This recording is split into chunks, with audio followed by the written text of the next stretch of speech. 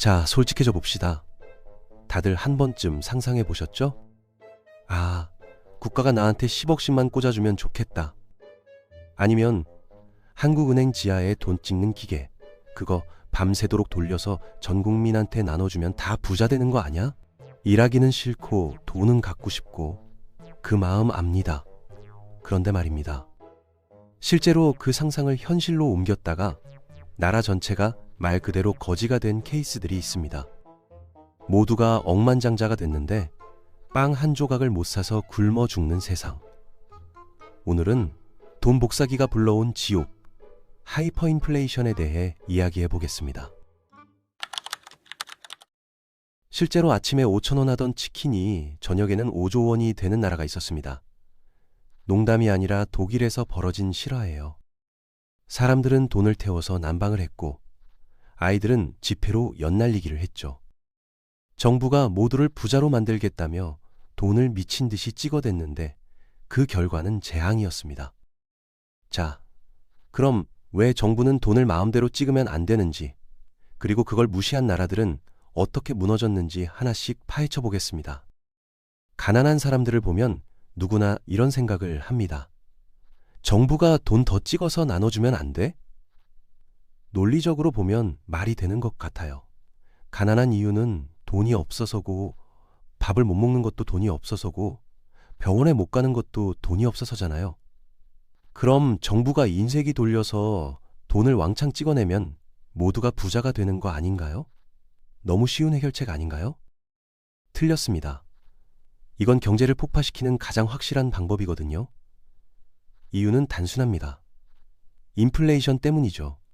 돈이 많아지면 물건 값이 오릅니다. 왜 그럴까요?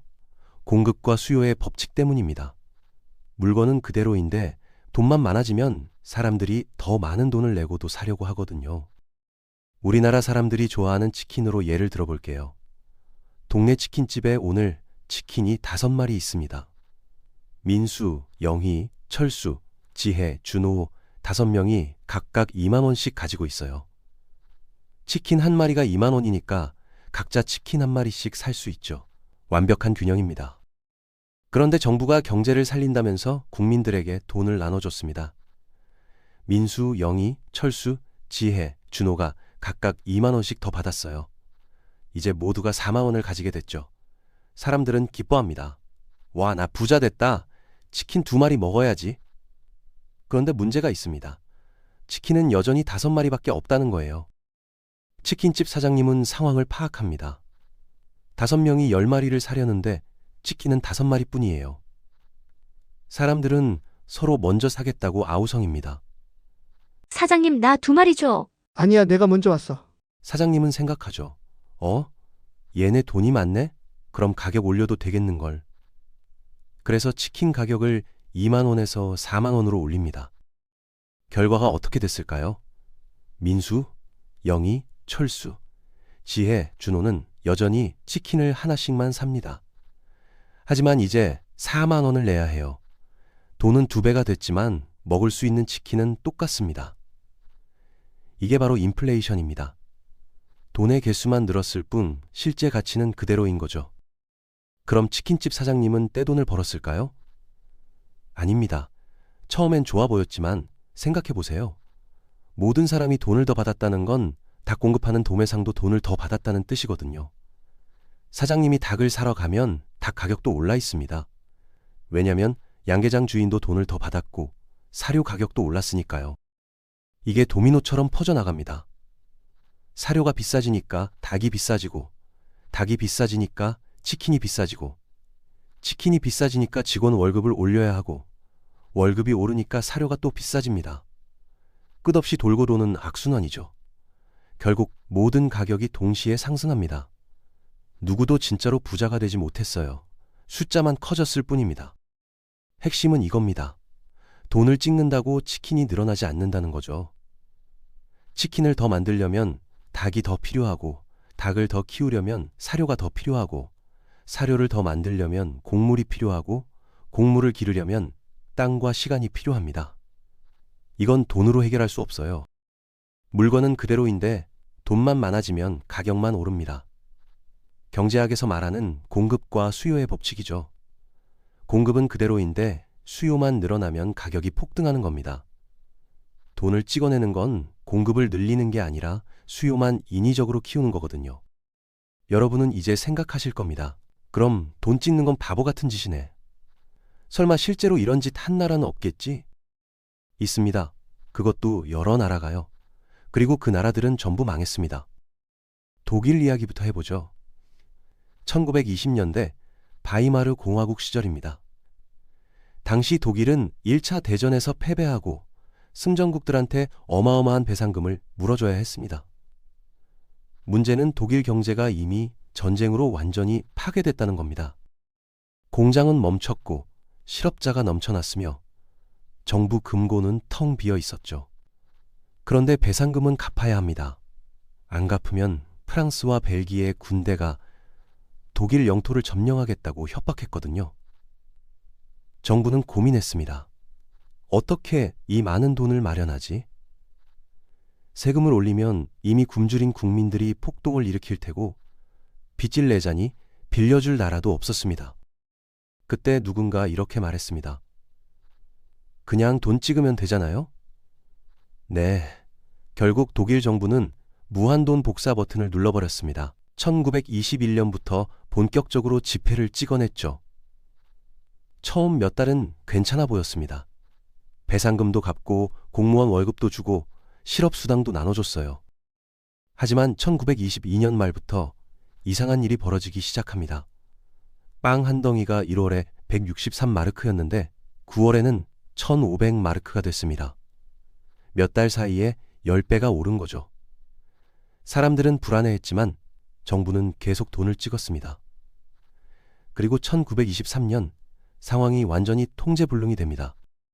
1923년 1월 빵 한 덩이가 250마르크였습니다. 3월에는 1000마르크가 됐고 6월에는 10,000마르크, 9월에는 150만 마르크가 됐죠. 11월에는 2천억 마르크가 됐습니다. 10개월 만에 빵값이 8억 배 오른 겁니다. 가격이 몇 시간마다 바뀌었어요. 사람들은 수레에 돈을 가득 실고 시장에 갔습니다. 가방으로는 안 됐거든요. 어떤 사람은 아예 세탁바구니에 지폐를 담아서 나갔죠. 카페에서 커피를 마실 때 주문하기 전에 미리 계산했습니다. 왜냐면 커피를 마시고 나면 가격이 2배가 돼 있었거든요. 얼마나 돈이 흔해 빠졌냐면 땡감을 사는 것보다 돈뭉치를 태우는 게 더 싸게 먹혔습니다. 아이들은 레고 블록 대신 돈다발을 쌓으면서 놀았고요. 도둑이 들어왔는데 돈이 담긴 리어카에서 돈은 바닥에 버리고 리어카만 훔쳐갔다는 전설 같은 실화가 있죠. 돈은 그냥 종이 쪼가리, 아니 땡감보다 못한 존재가 된 겁니다. 가장 비극적인 건 저축한 사람들이었습니다. 평생 모은 돈이 하루아침에 휴지 조각이 됐어요. 은행에 10만 마르크를 넣어둔 사람은 부자였습니다.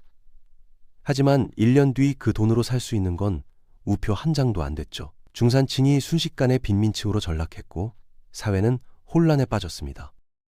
이 혼란 속에서 한 인물이 등장합니다. 오스트리아 출신의 화가였던 이 사람은 경제 위기와 사회 불안을 이용해서 권력을 잡았죠. 바로 히틀러입니다. 독일의 하이퍼인플레이션이 나치의 집권을 가능하게 만들었다는 분석이 있습니다. 돈을 찍은 결과가 결국 2차 세계대전으로 이어진 거예요. 독일의 이야기는 100년 전 옛날 이야기라 별로 와닿지 않으신가요? 21세기에도 이런 미친 짓을 한 곳이 있습니다. 바로 짐바브웨입니다. 2000년대 초반만 해도 짐바브웨는 아프리카의 곡창지대였습니다. 옥수수, 담배, 면화 같은 작물을 대량으로 생산했고 특히 백인 농장주들이 운영하는 대농장이 많았죠. 경제는 안정적이었고 사람들은 굶주리지 않았습니다. 하지만 2000년 대통령 무가베는 백인 소유의 농장을 강제로 몰수해서 흑인들에게 나눠줬습니다. 겉으로는 식민지 시대의 불평등을 바로잡는다는 명분이었죠. 문제는 땅을 받은 사람들이 농사 경험이 전혀 없었다는 겁니다. 대규모 농장은 고도의 기술과 경영 능력이 필요한데 갑자기 땅만 받아서는 제대로 운영할 수 없었던 거죠. 생산량이 폭락했습니다. 식량 수출국이었던 짐바브웨가 식량 수입국이 됐고 실업률이 치솟았으며 국제사회는 짐바브웨의 인권 문제를 이유로 경제 제재를 가했습니다. 정부 수입은 급감했고 경제는 무너지기 시작했죠. 정부는 또 같은 선택을 합니다. 돈을 찍기 시작한 거예요. 2007년 인플레이션율이 1만 %를 넘었습니다. 2008년 7월 231만 %가 됐죠. 11월에는 믿을 수 없는 수치가 나왔습니다. 89.7 세스틸리언 %. 이게 얼마나 미친 숫자냐면 89.7 뒤에 0이 21개나 더 붙는 겁니다. 모든 물건의 가격이 하루에 2배씩 올랐습니다. 아침에 10만 짐바브웨 달러였던 달걀이 저녁에는 20만 달러가 됐어요. 짐바브웨 중앙은행은 100조 짐바브웨 달러를 발행했습니다. 인류 역사상 가장 황당한 지폐의 탄생이죠. 그런데 100조짜리 지폐로 살 수 있는 게 뭐였을까요? 슈퍼카? 강남 아파트? 아니요. 겨우 달걀 3개였습니다. 사람들은 월급을 받자마자 상점으로 뛰어갔습니다. 몇 시간만 지나도 그 돈으로는 아무것도 못 샀거든요. 슈퍼마켓 직원들은 하루에 몇 번씩 가격표를 바꿨고 계산대에는 지폐를 세는 기계 대신 저울이 놓였습니다. 지폐가 너무 많아서 세는 것보다 무게를 다는 게 빨랐거든요. 결국 2009년 짐바브웨는 자국 화폐를 포기했습니다. 짐바브웨 달러는 공식적으로 폐지됐고 사람들은 미국 달러, 남아프리카 랜드, 중국 위안화를 쓰기 시작했죠. 자기 나라 돈이 너무 쓸모없어서 다른 나라 돈을 쓰게 된 겁니다. 이보다 더 굴욕적인 일이 있을까요? 베네수엘라는 가장 최근의 사례이자 가장 아이러니한 사례입니다. 베네수엘라는 세계 최대의 석유 매장량을 가진 나라입니다. 사우디아라비아보다 많아요. 땅 밑에 검은 황금이 가득한 나라죠. 2000년대 초반 유가가 배럴당 100달러를 넘을 때 베네수엘라는 엄청나게 부자였습니다. 정부는 석유로 번 돈을 국민들에게 퍼부었습니다. 무상 의료, 무상 교육, 주택 보조금, 식량 보조금이 넘쳐났죠. 휘발유는 물보다 쌌고 전기료는 거의 공짜였으며 모든 게 싸고 좋았습니다. 대통령 차베스는 사회주의 혁명을 선언했고 사람들은 환호했죠. 문제는 2014년 이후였습니다. 유가가 폭락했거든요. 배럴당 100달러 하던 석유가 30달러까지 떨어졌어요. 베네수엘라는 석유 외에 다른 산업이 없었습니다. 정부가 모든 산업을 국유화했고 민간 기업은 성장할 수 없었거든요. 석유값이 떨어지자 정부 수입이 90% 가까이 감소했습니다. 하지만 보조금은 계속 줘야 했어요. 안 그러면 국민들이 폭동을 일으킬 테니까요. 어떻게 했을까요? 정부는 돈을 찍기 시작했습니다. 2016년부터 본격적으로 인쇄기를 돌렸고 2018년에는 통제 불능이 됐죠. 커피 한 잔이 100만 볼리바르가 됐다가 다음 날 200만 볼리바르가 됐습니다. 휴대폰 하나가 5억 볼리바르, 그 다음 날 10억 볼리바르가 됐어요. 2019년에는 국제통화기금 IMF가 베네수엘라 인플레이션율을 1000만%라고 발표했습니다. 사람들은 돈을 길거리에 버렸습니다. 아예 쓸모가 없었으니까요. 어떤 사람들은 지폐를 접어서 가방을 만들었고 예술가들은 지폐로 작품을 만들었죠. 돈이 종이보다 못한 가치가 된 겁니다. 베네수엘라는 세계 최대 석유 보유국인데도 국민의 90%가 빈곤층으로 전락했습니다. 왜냐하면 돈이 있어도 물건을 살 수 없었거든요. 슈퍼마켓 선반은 텅 비었고 공장은 멈췄으며 병원에는 약이 없었습니다. 사람들은 쓰레기통을 뒤지며 먹을 걸 찾았고 500만 명 이상이 나라를 떠났죠. 석유는 땅속에 가득한데 사람들은 배고픈 아이러니한 상황이 벌어진 겁니다. 이게 바로 돈을 마구잡이로 찍어낸 나라의 최후입니다. 이 세 나라만이 아닙니다. 헝가리는 2차 세계대전 직후 역사상 최악의 하이퍼 인플레이션을 겪었고 유고슬라비아는 1990년대에 비슷한 일을 겪었죠. 아르헨티나는 수십 년 동안 반복적으로 인플레이션에 시달렸고 최근 터키와 레바논도 심각한 인플레이션을 겪고 있습니다. 패턴은 항상 똑같습니다. 정부가 돈이 없다, 세금 올리기는 무섭다, 빚 내기도 어렵다. 그럼 돈 찍자. 인플레이션이 시작된다. 통제 불능이 된다. 경제가 붕괴한다. 이 순서예요. 자, 이제 남의 나라 불구경은 그만하고 우리 이야기를 좀 해봅시다. 지금 대한민국에서 벌어지고 있는 일들이 심상치 않거든요. 우리나라는 저 정도는 아니잖아? 맞습니다. 아직은요. 하지만 경고 신호는 이미 곳곳에서 울리고 있습니다. 최근 몇 년간 한국 정부는 어떻게 했을까요? 코로나 지원금, 재난 지원금, 소상공인 지원금, 청년 지원금, 출산 지원금, 이름만 바꿔가면서 돈을 엄청나게 풀었습니다. 물론 처음엔 필요했죠. 코로나로 경제가 멈췄으니까요. 하지만 문제는 그 다음입니다. 경제가 회복됐는데도 지원금은 계속 나갔어요. 왜냐고요? 정치인들은 알고 있습니다. 돈 주면 표가 나온다는 걸요. 이번 선거에서 이기려면 뭔가 줘야 해. 국민들한테 돈 뿌리자. 이렇게 생각하는 겁니다. 그래서 재정 건전성 따위는 나중 문제고 일단 현금을 살포합니다. 청년에게 주고, 노인에게 주고, 농민에게 주고, 어민에게 주고, 자영업자에게 줍니다. 돈이 어디서 나올까요? 빚을 내거나 돈을 찍는 수밖에 없습니다. 실제로 한국의 국가부채는 급증하고 있습니다. 2020년 약 800조 원이었던 게 2024년에는 1100조 원을 넘어섰어요. 4년 만에 300조 원이 늘어난 겁니다. GDP 대비 국가부채 비율도 40%에서 50%로 껑충 뛰었죠. 아직 괜찮아. 일본은 200%가 넘는데? 이렇게 말하는 사람도 있습니다. 하지만 속도가 문제예요. 이렇게 빠르게 부채가 늘어나면 통제가 안 됩니다. 그리고 더 심각한 문제가 있습니다. 바로 환율입니다.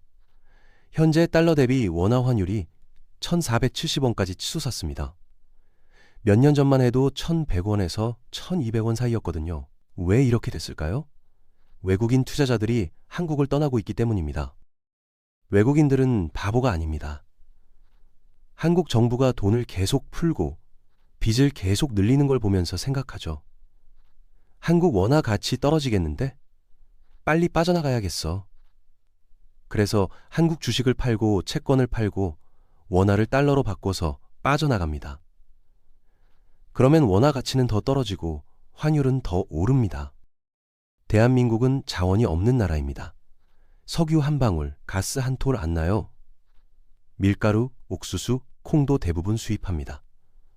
환율이 1,100원에서 1,450원으로 오르면 같은 물건을 사는데 30% 이상 더 많은 돈을 내야 하는 겁니다. 통장에 찍힌 숫자는 그대로인데 살 수 있는 건 점점 줄어듭니다. 이게 바로 원화 가치 하락이 우리 삶에 미치는 영향입니다. 작년에 300만 원으로 살 수 있던 걸 올해는 250만 원어치밖에 못 사는 겁니다. 월급이 그대로면 실질적으로는 월급이 깎인 거나 마찬가지죠. 돈은 단순한 종이가 아닙니다. 사회적 약속이고 신용입니다. 이 종이를 가져오면 치킨 한 마리를 주겠다는 믿음이죠. 국가가 그 믿음을 깨고 종이를 막 찍어내는 순간 그 사회는 무너집니다. 국제금융시장에서 신뢰를 잃으면 그 나라는 더 이상 돈을 빌릴 수 없습니다. 무역도 어려워지고 경제가 고립되며 결국 더 큰 위기가 옵니다. 지금 여러분의 자산은 안전합니까? 통장에 있는 현금의 가치는 1년 뒤에도 똑같을까요? 10년 뒤에도 똑같을까요? 환율이 계속 오르고 물가가 계속 오르고 원화 가치가 계속 떨어진다면 여러분의 저축은 녹아 없어지는 겁니다. 마치 독일 국민들이 평생 모은 돈이 하루아침에 휴지가 된 것처럼요. 독일, 짐바브웨, 베네수엘라의 비극을 우리는 이미 알고 있습니다. 그런데도 같은 길을 가고 있다면 그건 무지가 아니라 선택입니다. 지금 대한민국은 갈림길에 서 있습니다. 정부가 해야 할 일은 빚을 지고 돈을 마구 쓰는 것부터 멈춰야 합니다. 복지든 건설이든 당장 필요하지 않은 예산의 거품을 냉정하게 잘라내는 겁니다. 그리고 국민들이 더 많이, 더 잘 생산할 수 있도록 돕는 겁니다. 교육을 하고 기술을 개발하고 기업을 지원하는 거죠. 기술 혁신을 일으켜 더 많은 물건을 만들어내고 수출 경쟁력을 키워서 달러를 벌어들이는 것. 이것만이 우리 돈의 가치를 근본적으로 올리고 물가를 안정시키는 유일한 노동입니다. 마지막으로 이것만 기억하세요. 돈을 푸는 건 쉽습니다. 잠깐은 달콤하거든요. 정부가 돈을 찍어서 나눠준다고 해도 결국 그 대가는 인플레이션으로 국민들이 치릅니다. 가격이 오르고 저축의 가치가 떨어지고 경제가 무너지는 거죠. 돈을 무작정 찍어내는 건 마약과 같습니다. 순간적으로는 기분이 좋지만 결국엔 모든 걸 파괴하죠. 지금 여러분이 해야 할 일은 명확합니다. 역사를 공부하세요. 경제를 이해하세요. 정부를 감시하세요. 자산을 지키세요. 그리고 무엇보다 깨어 있으세요. 돈의 가치가 흔들릴 때 역사를 아는 자만이 살아남았습니다.